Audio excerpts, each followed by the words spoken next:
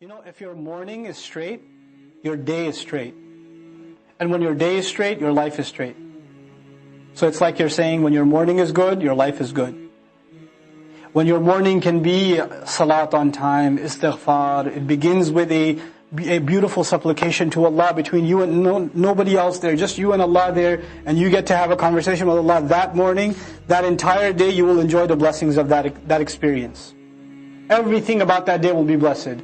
You will wake up late, you will pray salah half asleep, you will do all of that stuff, and it will have an impact on the rest of your day.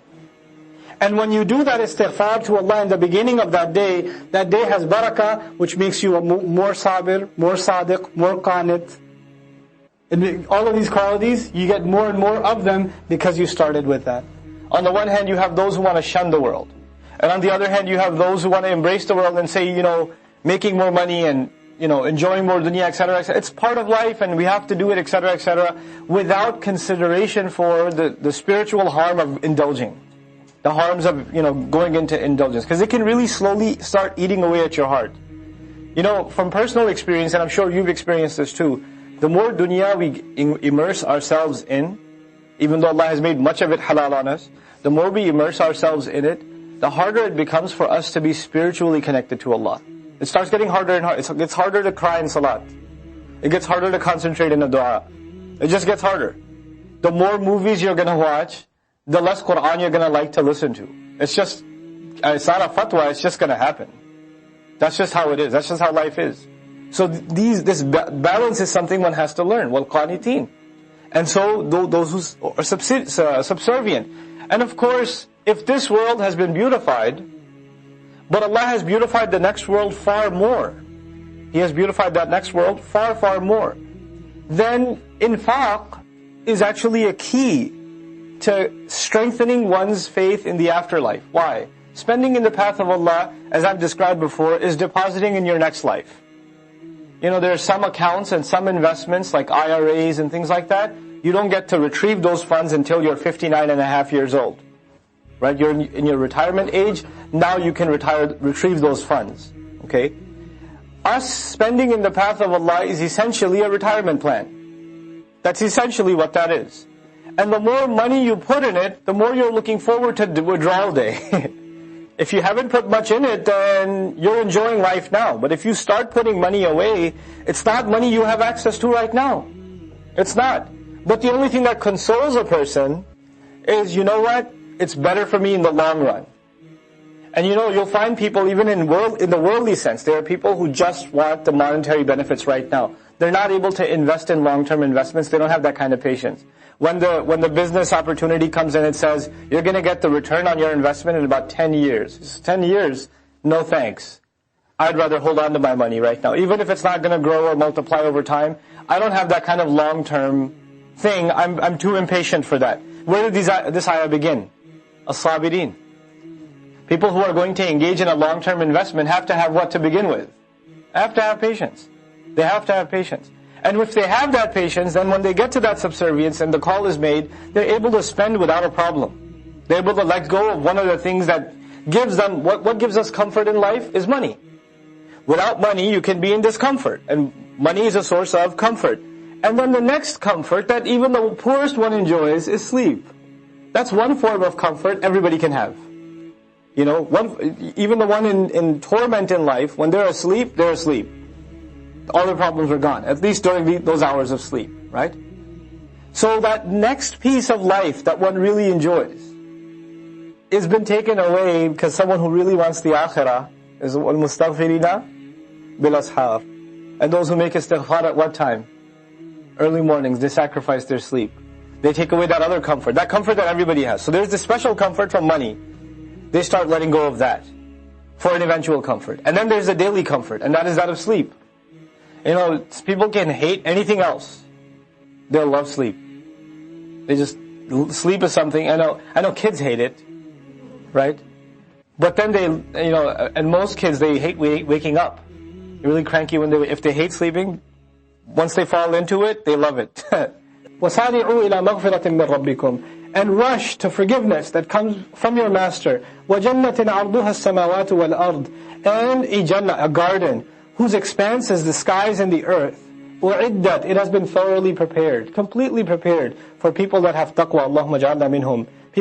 For the people of taqwa who are cautious. This time the people of caution are given characteristics, qualities. Who are these people of taqwa? What does that mean practically? الَّذِينَ يُنْفِقُونَ فِي السَّرَّاءِ وَالضَّرَّاءِ. The opposite of riba. Riba is you hold on to your money so it can multiply and you can collect more. The opposite is you keep giving it up. Those who spend, the muttaqeen who spend in as-sarra'i wad-darra, in easy times and in hard times. Darra, when times are hard and tough. وَالْكَاظِمِينَ الْغَيْظَ. So first of all, you have an attitude of spending all the time. You never spare an opportunity for that. The second is al-kazimin al-ghayz. Kazama can mean to swallow. One of its meanings is to swallow. But there's another meaning also. They say, for example, kazama as-siqa'a. A-siqa is the container of water. When you fill it to the top and then close it, so no water gets out, but it's got to be filled to the top, that's kazama, to fill something to the top. Kazim or kazim is a person, they say is, or actually before that, kazm. Kazm, the word kazm, the ism, is actually for the nasal passage. And the Arabs would, in their imagery, and they would speak figuratively, they would say when someone's angry, they're kazim, which means their nasal passage is full of anger up to here. Like all the way up to the end of their nasal passage, they're filled with anger. Okay? You know, people say, I've had it up to here. I had it up to there. Well, they'd say they've had it up to here. Like their breathing is now filled with rage. But it hasn't come out yet. In other words, Kazim is someone who's extremely enraged, but it hasn't left the insides of him yet. It hasn't come out yet. So those who swallow or keep inside, al-ghayz, the anger that rushes, makes your blood rush. The anger that makes you just go, and you clench your fist. And you start shaking. This is al-ghayz, okay? But ghayz also is the kind of anger that it's still before retaliation. It's what you feel before retaliation. You could say anger is bad if you do something about it. But if you just sit there and you just make faces and just go grrr, then it's not bad. Well, actually, if you do something about it, that's called ghadab. That's the kind of anger that's called ghadab. Short of that is ghayz. Ghadab is you're so angry, you're ready to do something, whatever it may be. Musa alayhi salam came back to his nation, ghadbana asifan. He came with ghadab. Did he do something? Oh yeah. Okay. Ghayz is you have rage, but you don't do something about it yet. Even that isn't a good thing. You can't even, I got angry, but I didn't do anything. Allah is saying it shouldn't even, the people of taqwa, yes, they feel angry, but they have self-control enough that they're able to swallow it, not even let it show on their face. Doesn't even, that's the kind of self-control they have on themselves. وَالْعَافِينَ عَنِ النَّاسِ. And those who lovingly pardon. Al-afu also means to not punish. It also means someone who was ready for punishment, you had the power to punish them, and you decided, no, it's okay. Clean slate for you. This is al-afu. وَالْعَافِينَ عَنِ النَّاسِ. And those who are ready and willing to pardon people. وَاللَّهُ يُحِبُّ الْمُحْسِنِينَ. And Allah, He loves those who excel. Allah, in fact, is the one who loves those who excel. So the ayah began with taqwa, and it graduates to ihsan. That's an important observation. Taqwa is already there, but people who, because of their taqwa, are able to accomplish these qualities in their life, then they will have reached the highest state that the believer can enjoy, and that is of ihsan. The same progression of how taqwa leads to ihsan will be mentioned in Surah Al-Ma'idah. ثُمَّ اتَّقَوْا وَآمَنُوا ثُمَّ اتَّقَوْا أَحْسَنُوا. That taqwa leading to ihsan will be mentioned later on also. Now Allah mentions these same people of taqwa, they're going to have to spend when it's easy, when it's hard, implying it's not always going to be easy for them to spend. Their anger will be tested. People will do offenses against them, and they will use that opportunity to find forgiveness for them. Then Allah adds, وَالَّذِينَ إِذَا فَعَلُوا فَاحِشَةً. Those are the very people that if and when the situation arises that they have committed mindlessly, فَعَلُوا, they didn't think about it, they just did it, they were impulsive. Fahisha is anything that brings you close to zina. The Shari'i technical definition that Mufassirun give, al-fahisha hiya allati tuqarribuka ila zina.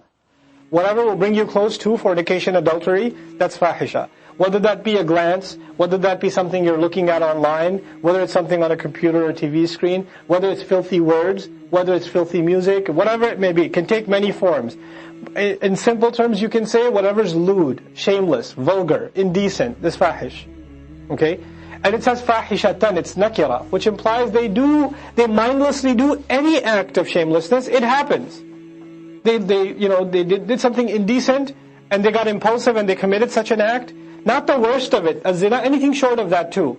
أَوْ ظَلَمُوا أَنفُسَهُمْ, or wrong themselves in any other way. In other words, fahisha is not the only kind of wrongdoing. Maybe they got angry and said something they shouldn't have said. They weren't able to swallow their anger, right? And they said something. Maybe they got jealous. Maybe they lied. Maybe they cheated. Maybe to just get away from trouble with their parents, they kind of made a little white lie. Not that harmful, but they, how's it going? Everything's fine. Yes, it's okay. Where are you? In the masjid. You're not in the masjid. Okay. Did you go to class? Yes, of course. Of course I was in class. So, it's not that big of a deal. Any other kind of wrongdoing also, ذَكَرُ اللَّهِ, they immediately remembered Allah.